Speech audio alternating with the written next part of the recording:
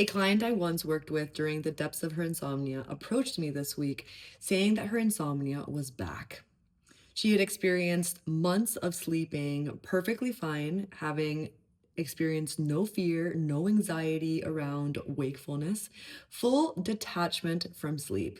And she was truly convinced that she was finally healed.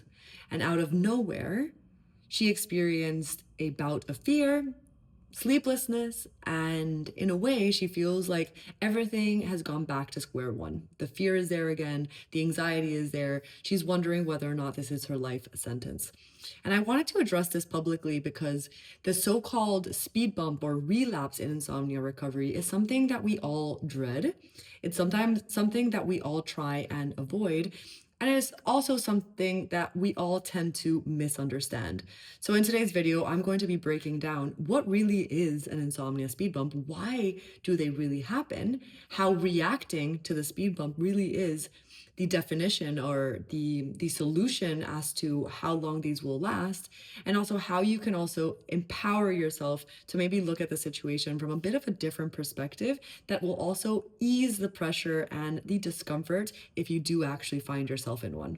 And if you are new here, my name is Fiona. I'm a recovered chronic insomniac turned holistic sleep coach. And I want to start by saying that if you are experiencing a setback right now, just have a little bit of grace towards yourself, because setbacks and speed bumps or relapses, you can call them whatever you want, they are difficult. They are exhausting. They feel heavy and like we have so much to lose. And I just want to start by saying that this is not your fault. You're not doing anything wrong. In fact, just have a little bit of kindness and compassion towards the version of you that is currently struggling with this. And you're not alone. That's all I want to say. Let's start by clarifying what insomnia, relapse, or a setback or speed bump really is, because I oftentimes have clients who are at the very beginning of their insomnia recovery journey. They find themselves in this backwards and forward stage, meaning that they logically start understanding that wakefulness isn't a threat, that sleep cannot be controlled, yet at the same time, their nervous system doesn't fully believe that. And because they're kind of oscillating between those two truths, and these are two different components, by the way, that don't really speak to each other. Logically, you can understand the concept and know that you're not in a position of threat, but your nervous system may not know that yet. So you kind of bounce back and forth between sometimes sleeping really well and feeling complete detachment from the outcome of sleep versus other times feeling like you're super attached to having to sleep and therefore also not sleeping. That is very different to what a speed bump is. A speed bump is something that you start to experience in maybe the later stages of recovery, meaning that you are already starting to really experience full detachment from sleep. Maybe you've even experienced this for a couple of months or even a couple of years. And then out of nowhere, or that's how it feels, you have a random thought or a random situation or a stressful event that triggers the same kind of fear that you experienced when you were kind of first struggling with insomnia. That is what a speed bump is. It almost feels like a moment in time in which your brain has momentarily forgotten that one, sleep is effortless, and two, that wakefulness does not need to be feared. And look, I really wish I could tell you when and why these speed bumps happen. Like that would make things so much easier. But we're all different, meaning that different stressors can affect each of us differently. All I can encourage you to know and to remember and to kind of add that layer of self-kindness towards the situation is that when we have experienced insomnia in the past, we have experienced trauma. You can think of it as scar tissue in your brain. We yes, heal our relationship with sleep and our relationship with wakefulness, but that experience that we lived with insomnia, it doesn't just get deleted. So the pathways exist in our brain, meaning that the pathways that once used to kind of fire together in our brain in order to be kept safe, it's not that they're not there anymore, they're simply dormant. And that's because a new narrative has taken place. Our nervous system now knows that wakefulness doesn't need to be avoided. However, when we have a stressful event, our brain can sometimes like latch on to a past experience and think that it is also again happening in the present moment. The thoughts come back, the hyperarousal comes back. This is where you start feeling agitated at night. Maybe you start to do all of the things that once worked in your past in order to avoid this from happening. But ultimately, all that a speed bump is that your brain and body momentarily forgetting that wakefulness doesn't need to be feared. That's all a speed bump really is. It doesn't mean that you're back at square one. It doesn't mean that your nervous system has completely forgotten that wakefulness isn't a threat. It simply means that your nervous system deserves a little bit of self-kindness and compassion towards itself, because ultimately, this is happening not because you are doing something wrong, but because you are human and you have experienced trauma. And it is completely normal for certain stressful situations to awaken that trauma as a lived experience again in the present.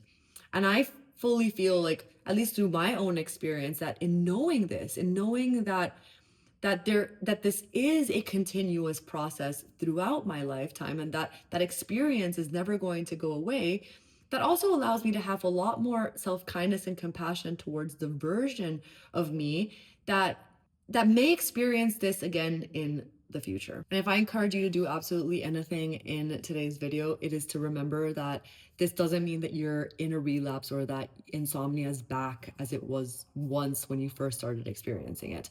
When you start recovering from insomnia, so you start educating yourself on what insomnia really is, how to also befriend the situation, and quite honestly, it is impossible to also undo that experience.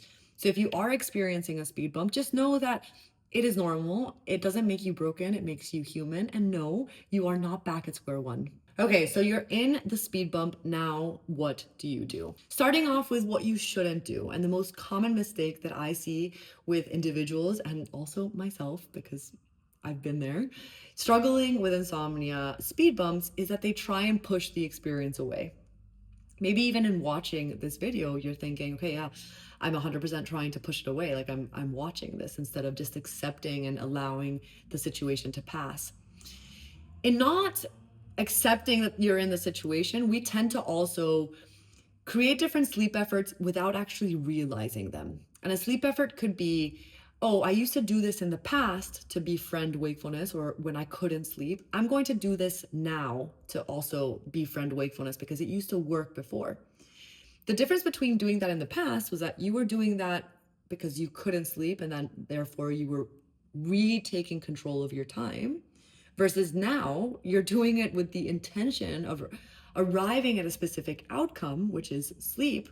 And that's a very different approach to befriending. One is acceptance and coming back to what you can control, versus now it is a complete sleep effort because you think that in doing that in the past it worked, and you therefore need to do it again in the present. When a speed bump arises, the most important thing that you can do is simply come back to the basics. Don't look at your past experience. Try and just make space for the experience now, meaning how can you befriend the day, meaning how can you seize the day and take advantage of the things that you can control within the best of your ability. Number two, how can you befriend wakefulness at night? Meaning when you cannot sleep, what can you do instead? Can you read a book? Can you watch a show? Can you listen to a podcast? Can you crochet or knit? Whatever it may be, ask yourself, what would I genuinely like to do with my time without trying to avoid the fact that I'm awake? Number two, there's also an element of the discomfort associated with a speed bump. When speed bumps arise, we feel heavy and anxious because we feel like there's so much to lose.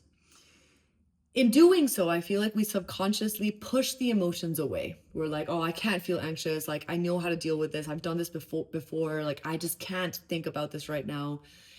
So we distract ourselves. We need to remember that insomnia recovery comes from listening also to the signals that our nervous system is telling us. When we start listening to the signals, meaning like the thoughts and the discomforts that our nervous system is telling us, they actually subside. When we push them away and we get distracted and we do something else, they're actually becoming louder because our nervous system interprets that we're not listening to the signals it's trying to tell us.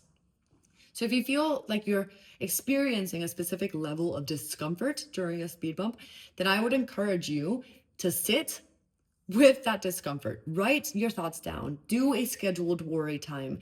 Allow yourself to download and expel all of your thoughts down on paper.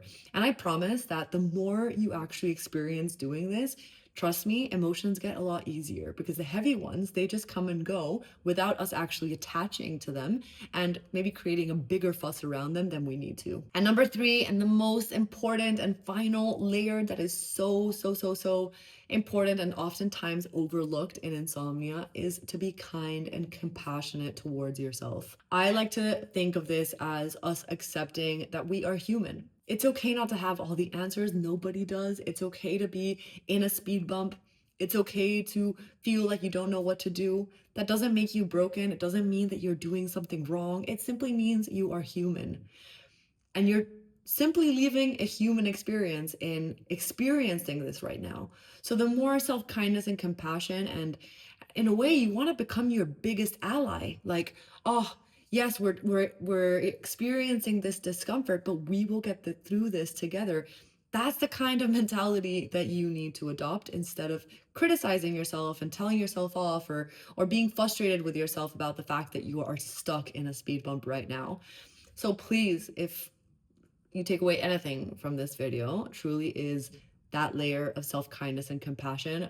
Trust me, it will pay back in so many more ways than you think. And if you watch this whole video and you still have absolutely no idea what I'm talking about, then I do encourage you to check out my 5 days to better sleep email newsletter linked here below that is filled with all of the education that you need to truly start breaking that cycle of insomnia and taking back control of your own life. And simultaneously, if you do have questions, comments, or concerns, or you want me to cover something else in a future video, then please go ahead and also drop those below, and I promise to get back to you. In the meantime, be kind to yourself.